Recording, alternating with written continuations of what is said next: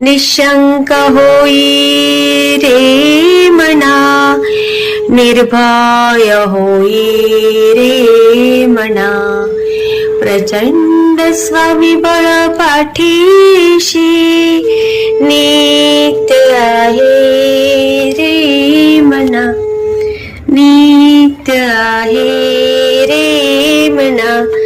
जय शिवदत्त श्री स्वामी समर्थ महाराज की.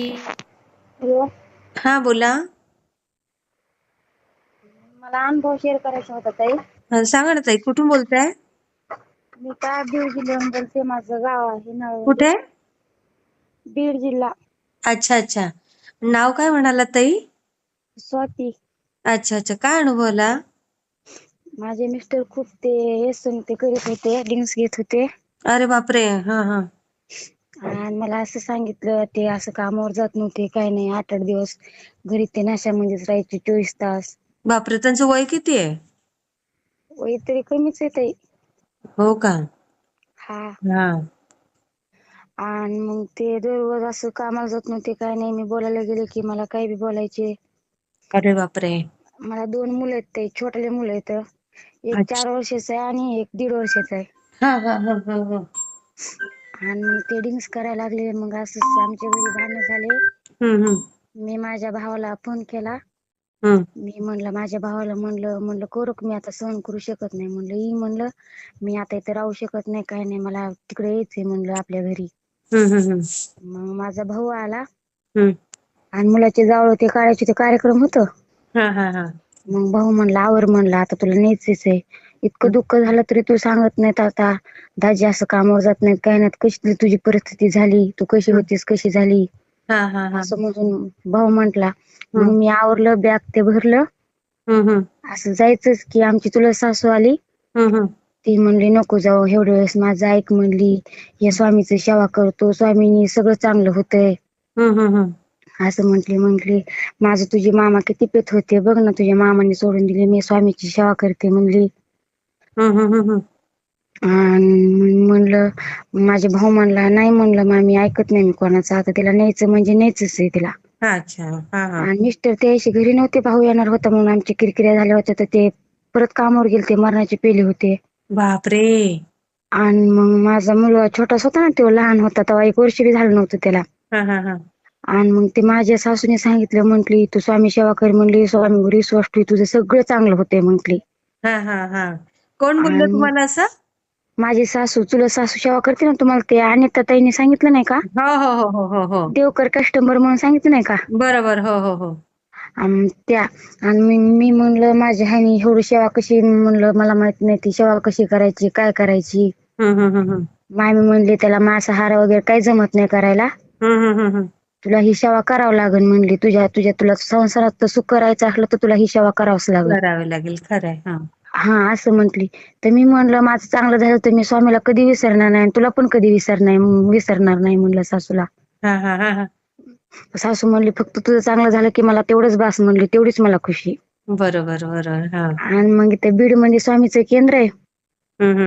मग सगळं स्वच्छ ते केलं. म्हणलं आजपासून मी मांसाहार वगैरे काहीच करणार नाही, म्हणलं फक्त माझं स्वामींनी चांगलं करावं असं म्हणलं. मग त्यांनी मला केंद्रात नेलं, स्वामीचा फोटो आणला, ते स्वामी चरित्र आणलं मी. अरे वा. हा हा.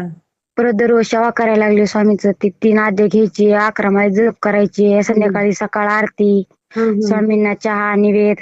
हो. आणि मग मला माहित नव्हतं ना, ते आता आपण ज्यांच्यासाठी सेवा करतो, मला म्हंटले ते मामी मांसाहार करू नकोस, मग मी केलंच नाही ना. हा. पण ते मिस्टरांनी ऐकलंच नाही, त्यांनी आणलं गुरुवारी.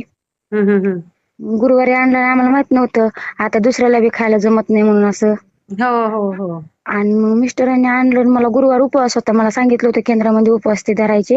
हम्म. आणि मग मी गुरुवार उपवास करते, असं स्वामीची पूजा ते करते. हम्म. आणि मग मी काय केलं होते, स्वामीचं घर ते पुसून घेतलं. हम्म.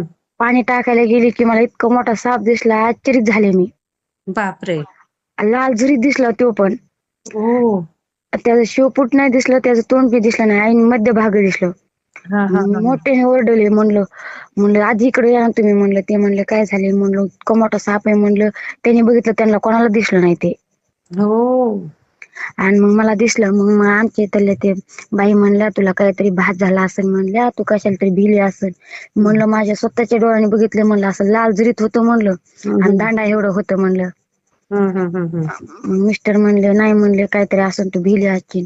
मग ते मामीने सांगितलं होतं ना सेवा करायला, त्या मामीला सांगितलं. मामी म्हणली स्वामीने तुला दर्शन दिलं म्हणली. बरोबर.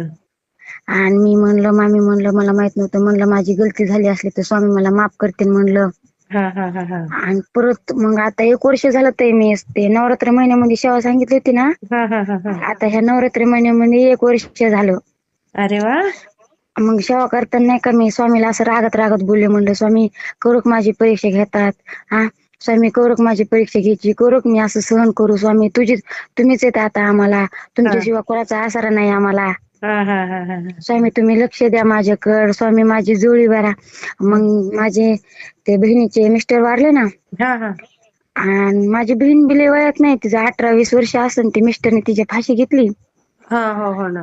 आणि मग आम्हाला अचानकच सांगितलं. अचानक सांगितलं तर ह्यांना हृदयाला छेद आहे. आणि ते सांगितलं तर टेन्शन आलं ना अचानक सांगितल्यावर. बरोबर. आणि मग ह्याला रक्ताच्या उलट्या व्हायला लागल्या. बापरे. रक्ताच्या उलट्या व्हायला लागल्या, तो असं सगळं घर भरलं होतं रक्ताने. आणि मग कोणीच असं म्हणायला लागली त्याला दवाखान्यात नाही आधी, आता काय गॅरंटी नाही. तितकं दुःख झालं होतं. ते माझे ते दाजी वारले होते, पण तरी मी तेवढे दुःख म्हणजे स्वामी पैसे जाऊन म्हणले, स्वामी म्हणलं आता तुम्हीच येत आम्हाला. म्हणलं स्वामी सारे दुःख माझे मिस्टरचे तुमचे, आणि तुमचे सारे सुख माझ्या मिस्टरला लागू द्या. आणि माझे मिस्टर नाही का 4-5 वाजेपर्यंत घरी चांगले होऊन येऊ द्या.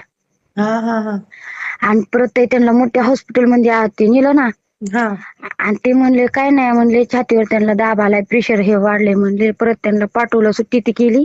रात्री मिस्टर म्हणले नाही, म्हणले मला आज अलगच व्हायला लागले, म्हणले मला झोपून देऊ नका, म्हणले मी असं झोपलो ना असंच झोपून जाईन म्हणले. अरे बापरे. मी म्हणलं आता बहिणीचं तसं झालंय, म्हणलं तुम्ही असं बोलायला लागलात, मला किती दुःख आहे म्हणलं, तरी मी तुमच्यासाठी दुःखाला मी इतकं सावरून घेतलंय म्हणलं.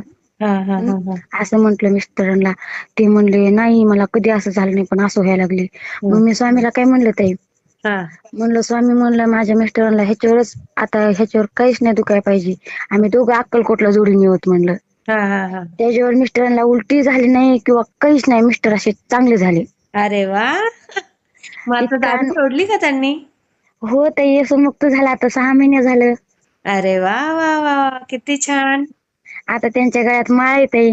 अरे वा ताई, म्हणजे तुमच्या सासूबाईंनी किती छान मार्ग सांगितला तुम्हाला.